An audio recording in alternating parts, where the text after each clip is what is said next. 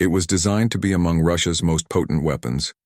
A stealth missile launched from the Su-57, Russia's alleged fifth-generation fighter jet, capable of bypassing air defenses to hit a target with incredible power. Potent, concealed, apparently unstoppable. To Vladimir Putin, this missile was meant to be one of the most significant threats Russia could direct at Ukraine's cities. But now, one of these missiles is nothing more than a fiery wreck. One of Russia's most clandestine missiles was eliminated by Ukraine, and it was done using a weapon never intended for missile defense. Putin is furious as Ukraine hits his stealth missile with inexpensive technology. United 24 media reported on October 11th about Ukraine's incredible missile takedown, pointing out that Ukraine successfully downed a Kh-69 missile, considered one of the stealthiest in Russia's arsenal, with an APKWS interceptor. More details on this interceptor will be covered later. The crucial takeaway for now is that the APKWS is a laser-guided rocket that can eliminate aerial targets. Its laser guidance system makes the APKWS perfect for taking out slow-moving drones. Yet, Ukraine has just employed this system to destroy one of Russia's top missiles. What's more, Ukraine accomplished this extraordinary feat with a rocket that is significantly cheaper than the missile it neutralized. Euromaidan Press reported in September that each Kh-69 costs Russia approximately $500,000 to produce. In contrast, the rocket used by Ukraine costs a mere fraction of that, only $25,000, as per United 24 media. This means Ukraine secured a 20-to-1 cost-benefit ratio, all by using a rocket that, in theory, should not have been capable of getting anywhere near a Kh-69 in mid-flight. Russia may wish to deny this incident ever occurred, but it's impossible. Ukraine possesses video evidence of the whole event. The footage, released as a Facebook reel by Ukraine's Air Command East, captures the fate of Russia's missile from the viewpoint of the weapon system that launched the APKWS. The missile can be seen speeding through the air as the APKWS locks onto and follows it. Sharp-eyed viewers might even spot the flashing laser designator from the APKWS on the Russian missile. Right as the Kh-69 appears to initiate its defensive maneuvers, the trigger is pulled and the Ukrainian rocket launches. The outcome is undeniable for all to witness. A $25,000 rocket obliterates the Kh-69. This footage quickly reached the OSINT Technical X account. OSINT, meaning Open Source Intelligence, is an account that frequently shares analyses of combat footage and compelling statistics from the war in Ukraine. Regarding Ukraine's video, it stated, footage of a Ukrainian vampire brawler SAM system shooting down a Russian Kh-69 cruise missile with a low-cost APKWS laser-guided rocket. The account also noted that the footage confirms that the platform, initially intended as an anti-drone weapon, can also successfully down higher-end threats. And this is precisely why Putin is enraged. Russia can afford to lose as many drones as Ukraine is able to shoot down. More can always be built by Russia, as these drones are inexpensive and disposable. A $500,000 missile, however, signifies an investment in the devastation of a Ukrainian city.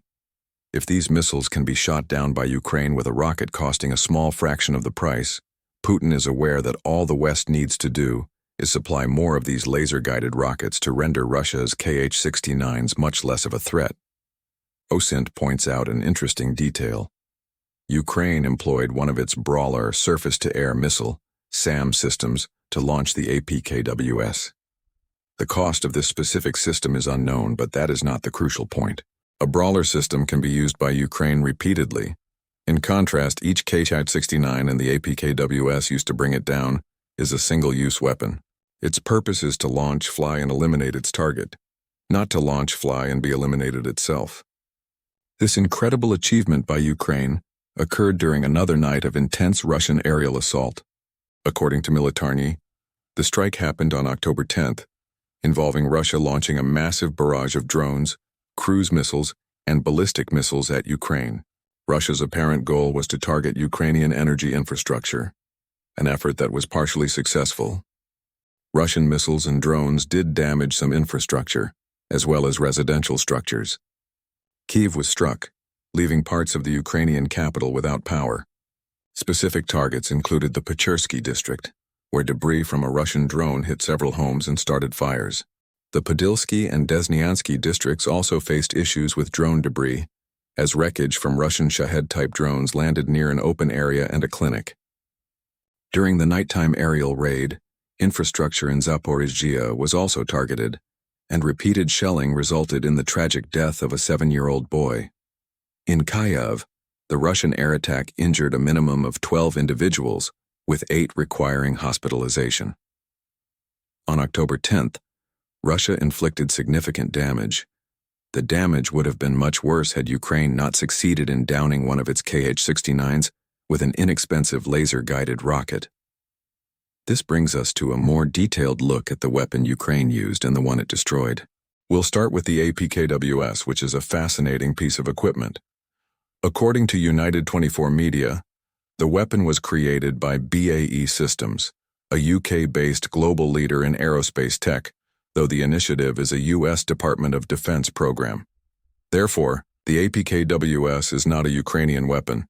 It is a Western rocket that Ukraine has demonstrated to be far more effective than anyone in the West, or Putin himself, could have possibly anticipated.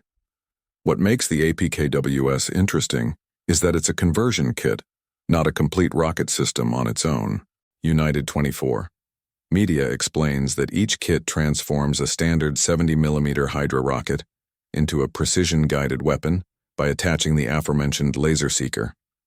This seeker employs semi-active laser guidance, SAL, which could be the secret to how Ukraine was able to track and destroy a Russian stealth missile. Ukraine has been utilizing the APKWS since 2023. The APKWS is, in many respects, comparable to the glide bomb kits that Russia has employed with such destructive results against Ukraine. Those kits turn unguided dumb bombs, often from Russia's vast inventory of Soviet-era FAB bombs, into munitions that can glide further using fold-out wings and a basic guidance system. On the defensive side, the APKWS achieves a similar function for Ukraine's rockets, but it transforms them into weapons far more precise than Russia's glide bombs could ever be. More specifics come from the Naval Air Systems Command, which states that the APKWS guidance unit measures around 18.5 inches in length. When attached to a rocket, this guidance system brings the total weapon length to nearly 74 inches. A standard APKWS has a weight of about 32 pounds, with the guidance section making up roughly 9 to 10 pounds of that total. The rocket employed by Ukraine is also quite swift. It reaches a maximum speed of approximately 1 kilometer per second, or about 2,236 miles per hour. This idea is not new. BAE Systems' own product information highlights that the APKWS has been battle-tested for more than a decade, with its key benefit being the ability to strike targets with surgical precision while minimizing collateral damage. In the instance of the Kh-69, this meant the APKWS shattered the missile, with any subsequent damage resulting from the falling debris. As BAE Systems puts it, the APKWS system bridges the gap between unguided rockets and larger anti-armor munitions with commonality across the U.S. military services. The APKWS system consistently delivers pinpoint accuracy for the highest lethality available against soft and lightly armored targets at a lower cost than other systems. This bridging of the capability gap is what has proven so advantageous for Ukraine. An unguided rocket could never have intercepted a Kh-69, except for a fluke shot that relied more on luck than precision. Regarding the larger anti-armor weapons BAE refers to, Ukraine's stock is extremely limited, and they are far more costly than the APKWS. While Ukraine does employ such systems, the UC-made Patriot being the most well-known, the ability to get the same outcome with a $25,000 rocket instead of a much more expensive air defense missile means those heavier assets can be saved for even greater threats than what Russia deployed on October 10th. The APKWS, therefore, is far from an outdated weapon. It is, in fact, a very smart piece of technology that Ukraine has effectively used for years, although not in the manner it was used on October 10th. It is a weapons system ideally suited for handling drones and fixed targets, which makes it even more remarkable that Ukraine just used a rocket with one of these kits to destroy one of Russia's most advanced missiles. Exactly how impressive is it? A look at the Kh-69 specifications provides the answer. In its report on Ukraine's amazing accomplishment, Militarny gives the fundamental details. It states that the Kh-69 was first revealed in 2009, though it was then known as the Kh-59MK2. It is produced by Russia's Raduga State Machine Building Design Bureau and underwent a near-total redesign in 2015 to integrate stealth features that were supposed to make it invulnerable to being shot down by something like an APKWS. After this overhaul, only the missile's guidance system remained from the original design. Even the missile's body was modified to ensure compatibility with Russia's new Su-57 fighter jets. In addition to the Su-57, Russia can launch the Kh-69 from its Su-30MK, Su-34, Su-35, MiG-29K, and MiG-35S aircraft. According to Russia, the missile is armed with a warhead of around 683 pounds, significantly larger than the 10-pound warhead of the rocket that destroyed it on October 10th. Of course, a small rocket doesn't need to do much against a missile carrying such a large explosive payload. As long as the rocket can pierce the missile and detonate, the missile's own warhead will do the rest. Militarny also notes that the Kh-69 can reach speeds of up to 621 miles per hour, which is considerably slower than the APKWS, and has a stated range of approximately 180 to 250 miles. This makes it a fast, long-range missile, though not as swift as the rocket that brought it down. With its massive warhead, it certainly would have inflicted immense damage had it reached its intended target. Then there is the feature of the Kh-69 designed to make it nearly impossible to intercept: its stealth technology. Army recognition reports that wave-absorbing materials are integrated into the Kh-69's airframe. The purpose of these materials is to decrease the missile's radar signature, making detection and interception by air defense very challenging. This small radar cross-section would also be advantageous during Russia's large-scale air raids, as it could make the missile hard to differentiate from the swarms of drones Russia also deploys. This might be how the Ukrainian APKWS managed to locate the missile. Perhaps it initially appeared as a drone on radar, with its true identity as a missile only revealed upon lock-on. Russia is undoubtedly very proud of this missile. In February 2024, an article in Bulgarian military called the Kh-69 a stealth stunner that was evading Western intelligence services. Putin must have been delighted to read that report.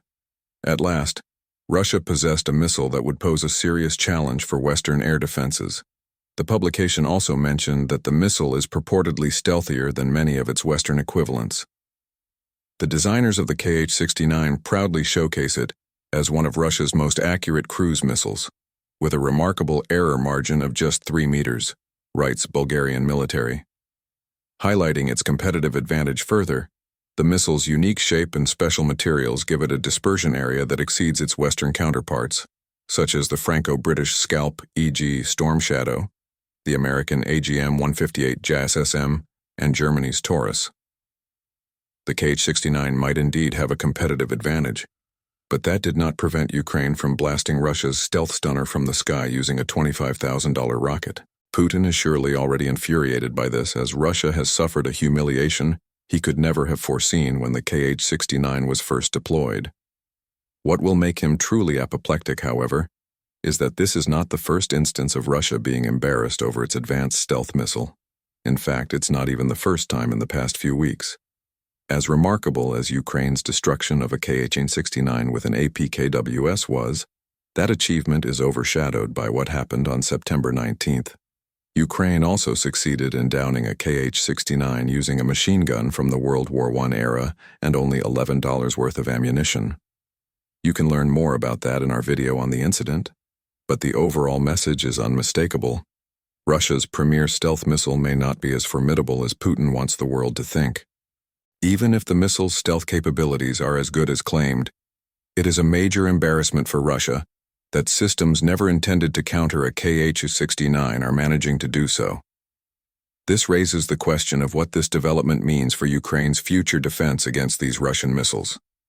While shooting down one of Russia's stealth missiles with an APKWS was an impressive feat, it shouldn't be expected to become a routine tactic for Ukraine. It is certainly valuable to know that a $25,000 rocket is capable of destroying a Kh-69, provided the operators of the launch system can detect the Russian missile in the air. This, however, is not a certainty. Consequently, it's improbable that Ukraine will substitute its existing air defense systems with APKWS rockets in the near future. Nevertheless, having another air defense option is always a benefit for Ukraine, and Ukraine requires every possible advantage, especially as Russia's missile and drone attacks have intensified throughout 2025. The week before the Kh-69 was intercepted was particularly difficult for Ukraine. In addition to the strike detailed earlier, Russia fired thousands of aerial munitions at Ukraine in the first week of October. This information comes from Ukrainian President Volodymyr Zelensky, who, as reported by Al Jazeera, stated that Russia launched more than 3,100 drones, 92 missiles, and around 1,160 glide bombs.